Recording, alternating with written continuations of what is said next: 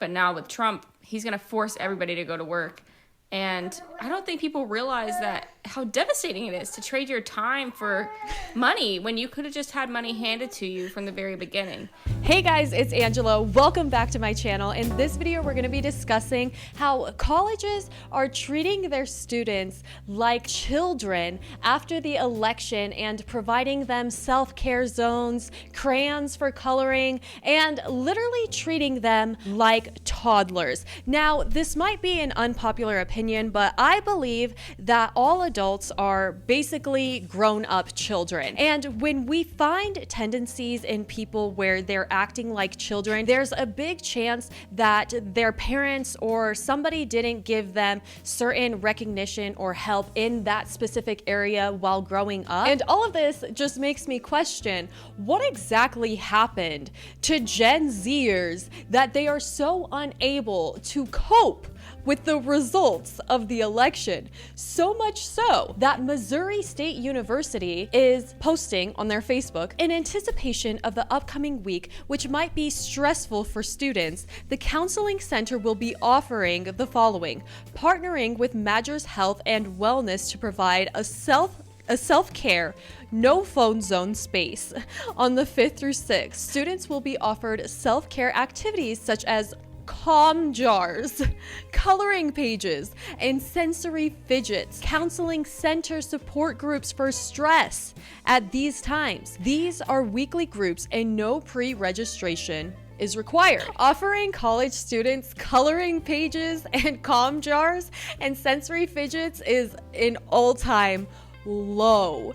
And the main theme that I perhaps find in this is just some sense of entitlement, that people are so sensitive or weak in some ways that they expect others to always help them and support them. They expect help from somebody all the time. And personally, I believe that in life, nobody's really gonna help you. If you can't help yourself, if you can't self-soothe, which are things that, I don't know, infants have to learn. As a 20 to 30-year-old, if you are still unable to self-soothe, maybe consider that there's other problems and stop blaming the election. Here's another example. American universities are setting up safe places, mindfulness rooms, and crying rooms for students to cope with the election results. They know what is coming, and they know the privileged child wokes need help coping with it. Look at this: Legos, cocoa, and coloring books for Georgetown students. Bizarre thing to me is, like, I saw one university, I think it was the University of Georgia,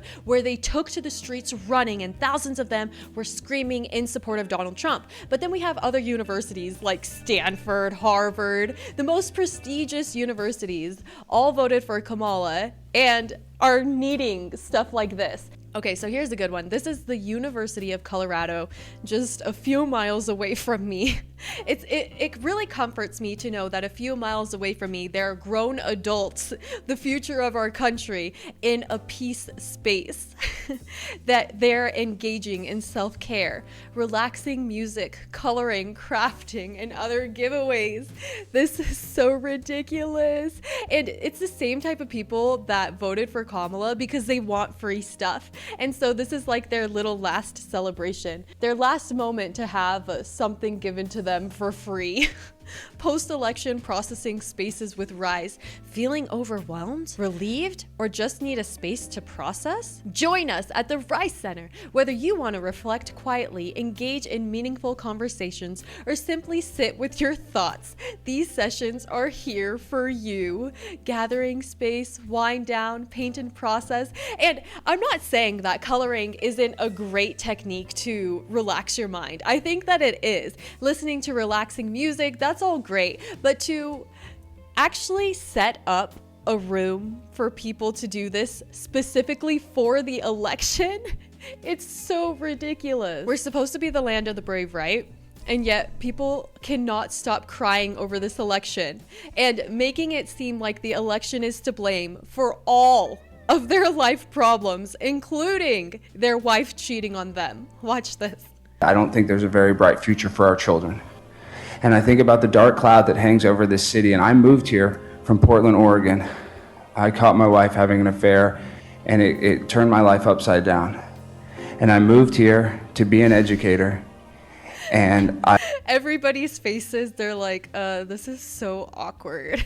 I've gotten the opportunity to tutor some kids at Dunbar High School that I met because I'm the shift supervisor at the Panera Bread on Pennsylvania Avenue, and the possibility of Project 2025 making it so that only Asian children and white children. Stop referencing Project 2025, for God's sake. It's like the only thing they know about Trump is like, I read Project 2025, and it's like, well, great, then you know absolutely nothing then. Can actually have access to mathematics or calculators.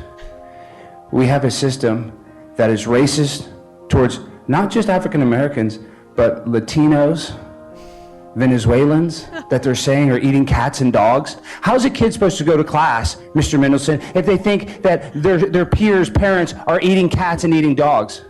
How do you learn? He got it wrong though. It was the Haitians that were eating the cats and the dogs. And actually, that is true. They do it for like sacrifices, and sometimes people eat weird meats. It's not that strange. A lot of countries, they'll eat cats, they'll eat birds, they'll eat pigeons, they'll eat ducks. And so for people to be like, how could have Donald Trump said this? It's like, obviously it's not all of them, or it's rare, but it can happen, and it has. How do you learn when you're in a situation like that, Chairman Mendelson? I'll tell you how you do it, is we have to stop Donald Trump from getting into office. I came here with a dream, and that dream is becoming a nightmare. And when I lost my teaching certificate because my whore of a wife slept with one of her students and caused me to get fired as well, my life has been turned upside down. And I'm sick of that. And I'm not going to stand for it. I'm not going to stand for Donald Trump, and I'm doing it for these kids. I love these kids. I love these kids. Stop. I'm just not happy. I'm going through so much. And my damn wife keeps posting on Facebook she's in Cancun, Mexico with her new boyfriend. And I just want one kid to learn how to do math. Because everybody knows 8 times 8 is 64. But if you ask most children what 8 times 7 is, they wouldn't know that it's 58. Thank you, Mr. Stone. Thank you. Thank you. Please, I pray that this is not real. That is just, it gives me, I feel like my skin is crawling. It just makes me uncomfortable, honestly.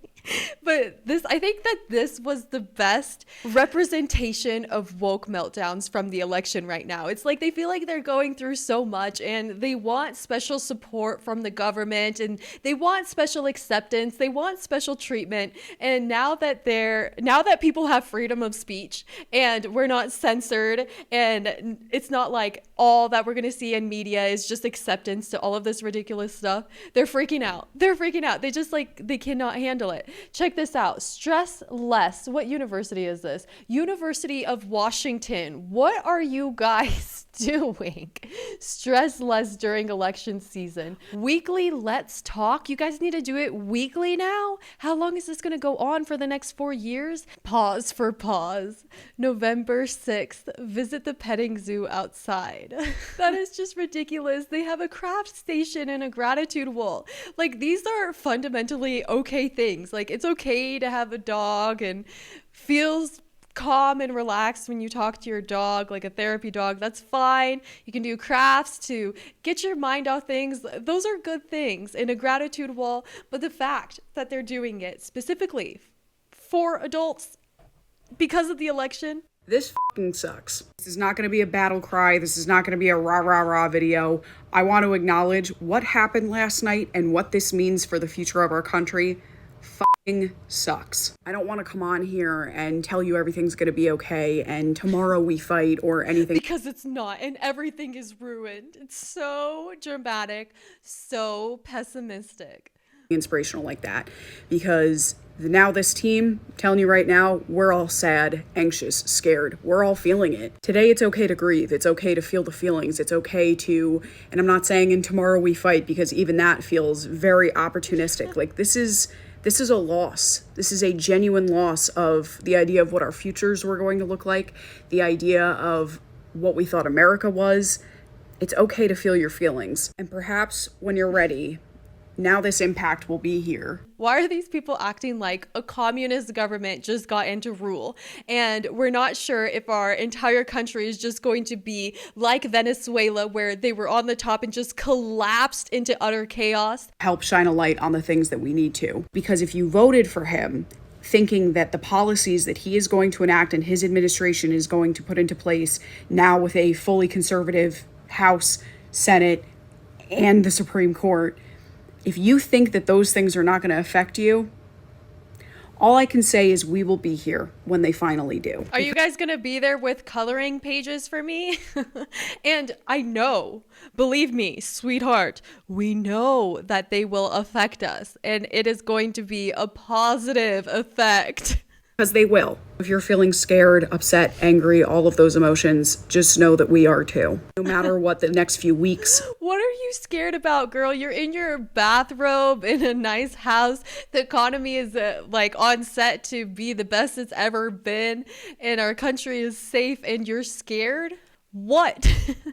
What are you scared of? So just like these college students expect to have safe rooms where they're going to give them free cocoa, free coffee, free donuts with coloring pages, this is basically what a lot of Gen Z has come to expect of their country. Any more money. It was live off the government. My husband and I live off the government. We don't work. And this morning, the worst part, I mean, it's one thing to do it, but the worst part about it is like going online and being like, I live off the government and I'm really happy about it. People are like, what do you do for work? And she's like, oh, I live off the government. Like, she couldn't even come up with something. She was that lazy that she couldn't even say like, we're hardworking. I try this and that, but it's not really making ends meet. So right now we're living off the government. No, she's like so proud about living off of the government. She's like, I live in the greatest country in the world. The government supports me. That's embarrassing. That's like communism. But when they start supporting everybody, tell me how good your quality of life is. It's Sunday. This morning, I asked him where he wanted to go eat lunch because we always go out to eat on Sundays. And he sat me down and he said, I think it's best that we stop eating out on Sundays, considering Donald Trump got elected and pretty soon we're going to be without a paycheck because he's not going to give us any more money. It wasn't until he said that it hit me how much this election affects our family. Girl, you can have a beautiful time, a beautiful lunch, pack a sandwich, take it to the park. The park is free, and our country has the most beautiful parks, big slides, lakes, ducks that aren't being eaten anymore. You have so much freedom, libraries. You can go to McDonald's and play on the playground for some time. You can do anything. You could go anywhere on a really cheap budget. I always used to go out and just have like a little croissant. You could buy a bread for like 30 cents, but I would have a nice walk. I would see the birds outside. I would see the kids playing, all the dogs going for walks, and it was beautiful. And it cost me 30 cents to go outside and get some fresh air. But now you're blaming Donald Trump on your inability to be creative. Directly, because now we're both probably going to have to go get a job. And so we're going to miss time with our kids. We're going to miss time together. It's just devastating because before our country was so great. People could just live off of the government. You know what I think is going to happen in this economy under Donald Trump? I believe that women maybe won't have to work anymore. If men are able to go to work and women can stay home with their kids, I think that that is one of the best situations, because when you have both the man and woman working, you're paying for childcare, you're paying for 2 cars, all the insurance there and back, and plus the stress of not being home and not spending time with your kids. And so like I understand it, like plus taking care of everything. It's a lot of work. And so I think it's nice to be able to have one of the parents be able to stay home. And so I think that this lady doesn't realize that Trump getting elected could be in her best interest. Government, you didn't really have to work unless you wanted to. But now with Trump, he's going to force everybody to go to work. And I don't think people realize that how devastating it is to trade your time for money when you could have just had money handed to you from the very beginning. It's awful. What? And now I'm like, we're not even going to have She sounds like a wannabe entrepreneur, but doesn't want to do anything.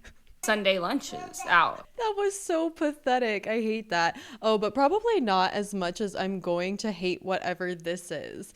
Oh, I don't even want to watch this. Should I? I guess I will. If you're queer and your family voted for Trump like mine did, hi, hello, I'm your mother now. Just checking in. Have you drank water today? Did you eat? Did you take your meds? Did you put on 5 pounds of makeup on your eyes alone?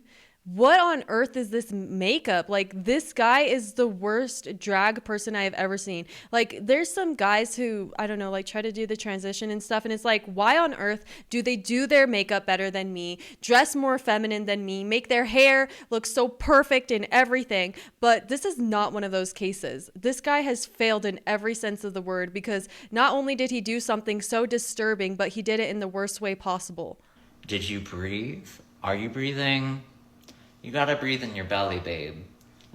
Why do you, and like, how are you breathing? Like, look at the contour on his nose. Like, he tried to make his nose look so skinny that it would be impossible for him to breathe. And he wants to ask me if I'm breathing okay? I was doing fine until I click play. Let's take a breath together, okay? Ready?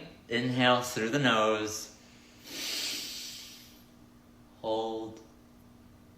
Exhale through the mouth. Let your breath ground you. You are alive, babes, and I love you so much. I'm gonna like catch it and throw it away. That was really not looking good. Okay, so here's a video of some girl who is unhinged. I believe that that is the correct word to describe these kinds of things now. And people of color and poor people and gay people and all the people that I care about aren't going to be safe in America. Neither the fuck are you guys. Just because you won doesn't mean we don't remember who the fuck you voted for. You're not in the clear. And just please, please don't test your gangster on me, because you will end on a stretcher, gone forever. So serious. Nobody fucking talk to me unless you want to swing. If you want to fight, text me, call me, whatever. Anybody else, stay the fuck out of my face.